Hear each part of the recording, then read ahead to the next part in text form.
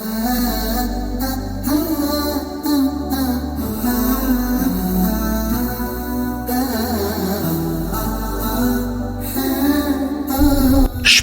falim të tjerët më lehtë se sa veten.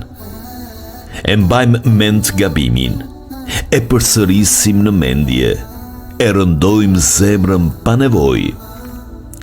Allahu thot në Kur'an se ai i fal të gjitha mëkatet, për atë që kthehet me sinqeritet. Nëse Zoti fal, pse ti vazhdon me u ndëshku? Falja e vetes nuk do thot me justifiku gabimin. Do thot me e pranu dhe mos me e bartur më si bar. Nëse sot i the vetes, mjaft, po vazhdoj ndryshe, ke bërë hap të madh.